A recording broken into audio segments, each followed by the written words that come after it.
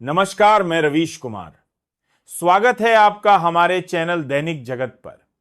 अगर आप भी चाहते हैं सच्ची पत्रकारिता तो इस चैनल को सब्सक्राइब करके बेल आइकन जरूर दबाएं। आज की सबसे बड़ी खबर, ईरान ने अमेरिका के खिलाफ वो कर दिया जिसकी आहट तो थी पर यकीन नहीं था। और जब यह हुआ तो सिर्फ दोहा की सड़कों पर नहीं, दुनिया की सांसें भी एक पल के लिए थम गईं। ईरान ने कतर में मौजूद अमेरिकी सैन्य अड्डों पर मिसाइलें दागी हैं। जी हां, कतर, वो कतर जो वर्ल्ड कप और अमीरी की कहानियों से भरा पड़ा है। वो दोहा जहां कभी फुटबॉल की चीखें गूंजती थीं, वहां अब विस्फोट की आवाजें सुनाई दी हैं। इस हमले के साथ ईरान ने अपने इस जवाबी अभियान का नाम दिया है विजय की उद्घोषणा, यानी अनंसिएशन ऑफ विक्ट्री। और इस नाम से ही साफ है कि यह जवाबी हमला नहीं, यह घोषणा है। वो घोषणा जो तेहरान की गलियों से नहीं बल्कि इराक और कतर के आसमान से गूंजी है। एक जमाना था जब अमेरिका की मौजूदगी को शक्ति का प्रतीक माना जाता था, मगर अब वही अमेरिका कतर और इराक के रेगिस्तान में बंकरों के भीतर छुपा बैठा है।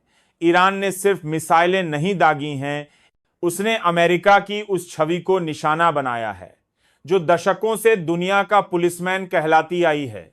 ईरान ने कतर के अल उदैद एयरबेस पर हमला किया है। यह वही बेस है जिसे अमेरिका अपना सबसे अहम एयर ऑपरेशनल बेस मानता है। यहां से पूरे मिडिल ईस्ट के ड्रोन, फाइटर जेट्स और सीक्रेट मिशन ऑपरेट किए जाते हैं। और ठीक इसी बेस पर गिरी हैं 6 मिसाइलें। एक्सियोस की रिपोर्ट कहती है कि यह वही हमला है जिसकी अमेरिका को आशंका थी।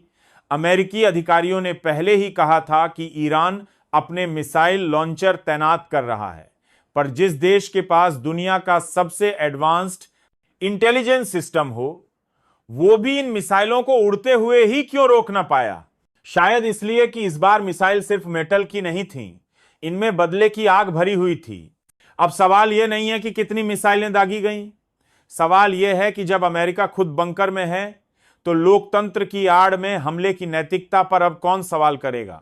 कतर ने तुरंत अपने एयर स्पेस को बंद कर दिया, एयर ट्रैफिक को रोक दिया गया। अमेरिकी दूतावास ने कतर में रह रहे अपने नागरिकों से कहा है कि वे घर से न निकलें, सुरक्षित ठिकानों पर रहें। भारत ने भी एक एडवाइजरी जारी कर दी है। साफ शब्दों में कहा गया है कि जो भारतीय कतर में हैं वे घर के अंदर रहें, अलर्ट रहें और सरकार की बात मानें। अब सोचिए, अगर युद्ध नहीं छिड़ा है तो यह सन्नाटा किस बात का है? कतर जैसे छोटे लेकिन अमीर देश की राजधानी दोहा, जहां होटल के कमरे 7 सितारा से ऊपर माने जाते हैं, वहां आज अमेरिका बंकर में छिपा बैठा है। ईरान की तस्नीम न्यूज एजेंसी का बयान और भी साफ है, यह हमला नहीं है, यह अभियान है और इसका नाम ही काफी है, विजय की उद्घोषणा। अब आप सोचिए, जिस देश ने पिछले 70 सालों में एक भी युद्ध घोषित नहीं किया, वह आज खुद विजय की घोषणा कर रहा है। इराक में मौजूद अमेरिका का अल असद एयरबेस भी इस हमले की चपेट में आया है। सैन्य सूत्रों के मुताबिक सैनिकों को बंकरों में भेज दिया गया है और पूरा बेस हाई अलर्ट पर है।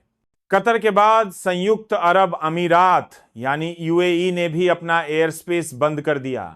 फ्लाइट रडार और हवाई यातायात कंट्रोल सिस्टम ने साफ दिखाया कि यूएई के आसमान से कोई भी फ्लाइट गुजर नहीं रही।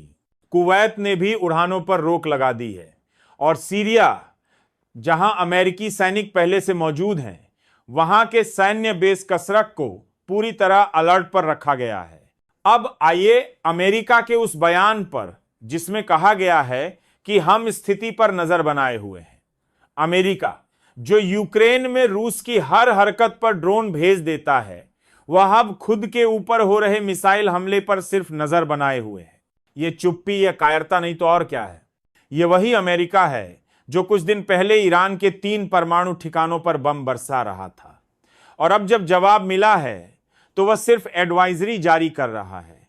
अब यह लड़ाई सीमाओं की नहीं, सिद्धांतों की हो चुकी है। यह लड़ाई बताती है कि अब किसी देश को अपने वैज्ञानिकों की हत्या के बाद चुप नहीं बैठना है। यह लड़ाई बताती है कि अब हर हमला, हर बम, हर ड्रोन का जवाब मिलेगा, उतने ही तीखे और उतने ही साहसिक अंदाज में। हमारे भारत ने भी इस मामले पर साफ रुख अपनाया है।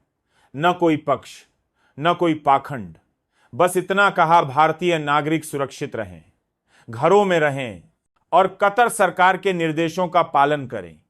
यह वह भारत है जो अब मध्य पूर्व की सियासत को दूर से नहीं, बिल्कुल पास से देखता है। इस पूरी घटना के पीछे सिर्फ एक ही बात साफ होती है, अमेरिका अब वह अमेरिका नहीं रहा जो 90 के दशक में था। वह अब सिर्फ एक घबराया हुआ साम्राज्य है जो ईरान जैसे देश से डरने लगा है। मुझे याद आता है जब अमेरिकी फाइटर जेट गज्जा में उड़ते थे तो एक बच्चा अपने टूटे घर की छत से आसमान की ओर देखता था और कहता था, कभी हमारे ऊपर भी कोई रॉकेट आएगा। शायद आज वो बच्चा समझ गया होगा कि इतिहास गोल है, जो ऊपर जाता है वो नीचे भी आता है। और इस बार ऊपर से मिसाइलें नीचे आई हैं, लेकिन कहानियां ऊपर जा चुकी हैं। इतिहास के पन्नों में तेज जलते हुए अक्षरों में हम यही कहेंगे, ये कोई आम खबर नहीं है, ये खबर है उस दुनिया की जहां अब सुपर पावर नाम का शब्द धीरे धीरे राख बनता जा रहा है। हम इस खबर का अंत नहीं कर रहे, क्योंकि यह अंत नहीं, एक शुरुआत है, और हर शुरुआत में डर नहीं, हिम्मत की जरूरत होती है।